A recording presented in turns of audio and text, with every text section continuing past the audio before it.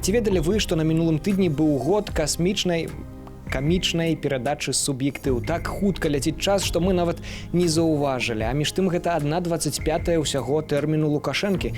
Добры вечар, шаноўнае спадарства, ці дзень для тых, хто глядзіць у дзень. Мы пачынаем, як вядома, суб'ектыў. Лукашенко живодер. Да я на месте этого учителя голову отвернул бы щенку какому-то. Ой, не, выявілася гэта пра дзяцей. Кіраўнік краіны абурыўся паводзінамі вучняў 4 класу адной з гомельскіх школаў, якія непаважліва ставіліся да настаўніцы, якая непаважліва паставілася да вучняў. Я пойду в тюрьму, а тебе будет. Конец, да. Прыляцела, праўда, не партаю, усім акрамя настаўніцы. Строгае папярэджанне прэм'ер-міністру Сергею Румасу, кіраўніцы адміністрацыі прэзідэнта Наталлі Качанавай, намесніку прэм'ер-міністра Ігору Петрышэнку, а міністра адукацыі Ігора Карпенко папярэдзілі аб няпоўнай службовай адпаведнасці. Если Румаса, Качанова и другие вице-премьеры, министры меня не слышат, то вы лучше собирайте портфель и уходите сразу. Вымова намесніку старшыні гомельскага аблвыканкама Уладзіміру Прывалаву, кіраўніку адміністрацыі Новобелецкага раёну Гомля Сергею Казачку, намесніку старшыні гомельскага гарвыканкаму Віталю Атаманчуку. Описались то, что у них, видите ли, в социальных сетях разместили.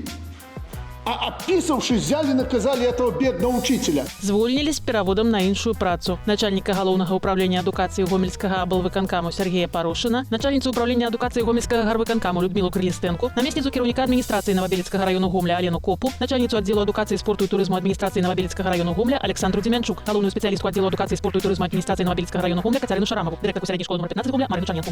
Дзіўна, шаноўнае спадарства, што нам з вамі за гэта яшчэ не прыляцела, але ж клініка, пагадзіцеся, у чысцейшым выглядзе клініка з гэтай нагоды мы вырашылі паразмаўляць з вядомым у Беларусі псіхіятрам доктором Айбаліцем. Добрый дзень. Добрый дзень. Вы скажите, ласка, калі пацыент часто ўжывае словы нахіліць, адкруціць галаву, жестачайша абсікаліся, разгайдаць краіну, ці не сведчыць гэта пра тое, што разгайданая гэта акурат псіхіка ў пацыента? Гэта перадусім сведчыць пра яго мазаічнасць. Калі мы паглядзім на гэтага пацыента, то мы можам з лёгкасцю сказаць, што ўзровень інтэлекту ў яго недзе так пасярэдзіне паміж нормай і размовай адсталасцю. То бок запушчаная сітуацыя, а ў савецкай псіхіятрыі як гэта называлася? У савецкія часы мы казалі так: пацыент лжыв, изворотлив, вороват. А вось цікавы момант, калі Лукашенка шчанюкамі называе дзяцей, гэтым павінны займацца абаронцы жывёлаў ці абаронцы дзяцей? Гэтым перадусім павінен займацца псіхіятр. І мы запрашаем, не трэба баяцца, трэба зрабіць першы крок, прыйсці на абследаванне, а там паглядзім, што можна будзе зрабіць. Ведаеце, канкрэтна ў гэтым выпадку... Асістэнт! Нясіце мой скальпель. Дзякуй вам вялікі, мы размаўлялі з вядомым у краіне доктором Айбаліцем. Ну што ж зробіш выбары на парозе, а хто калі не настаўнікі дапамогуць іх правільна правесці. Між тым і вынік гэтых выбараў ужо загадзя вядомы. Работать со мной, как и прежде, будут только те, кто хочет работать. Высокие чиновники из США у Менску, и Лукашенко изноў демократ. Это не единственный сигнал, который мы посылаем руководству Соединенных Штатов Америки о нормализации отношений. Сёння мы з США амаль сябры, але ж яшчэ некія пару гадоў таму яны былі вінаватыя ледзь не ва ўсіх грахах чалавецтва. Вы, виновные, скажете, что ошиблись. Надо бы остановиться. Но опять же нет. Пошли дальше. Начали с Туниса и закончили Ливией. Сценарий тот же. Распяли президента Каддафи, уничтожив государство. А потым праваслаўны атэіст яшчэ дадаў: но Господь же видит все. И Он справедлив.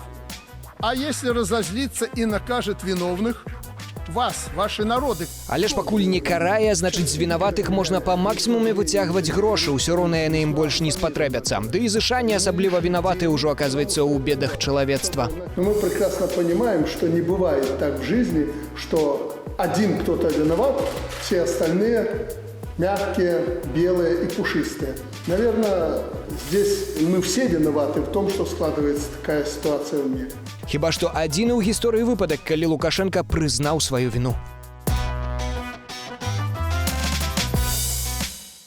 Але вернемся да першай тэмы. Соцсеткі шпарка адрэагавалі вокамгненна на гэтую інфанагоду. Хтосьці прапанаваў адправіць настаўніцу ў клас да Колі Лукашэнкі, а нехта прапановвае вам паглядзець агляд найлепшых каментароў, якія былі ў інтэрнэце.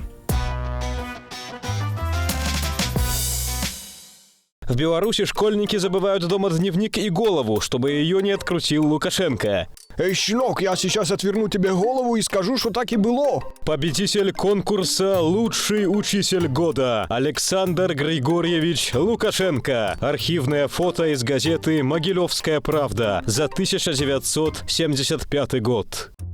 Мы четвероклассник Гомельской школы номер 15.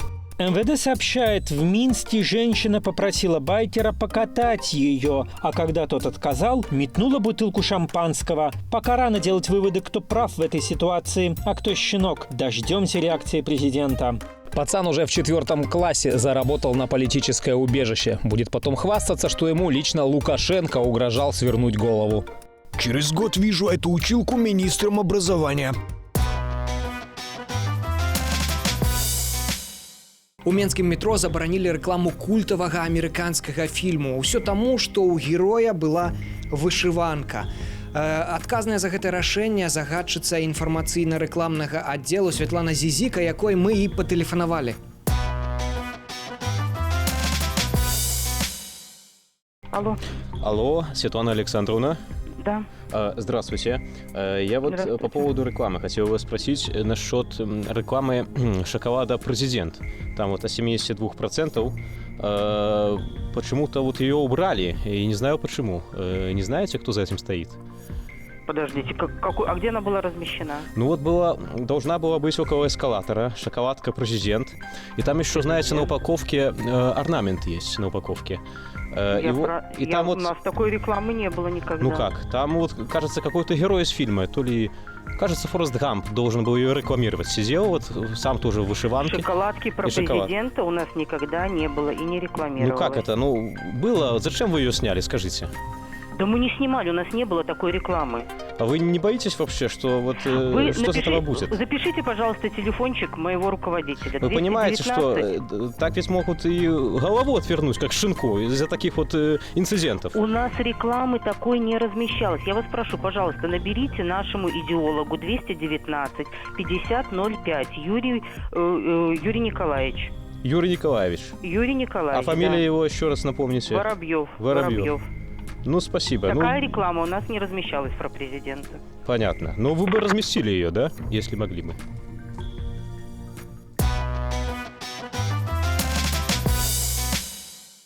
Віцебскія чыноўнікі, як мы ўжо неаднаразова паведамлялі, маюць слабасць да помнікаў, мякка кажучы, сумнеўнага значэння. А сёлета пайшла яшчэ новая хваля. Віцебск напоўніўся рознымі тапіярыямі з пластыку, кошт кожнага з якіх не менш за $2000.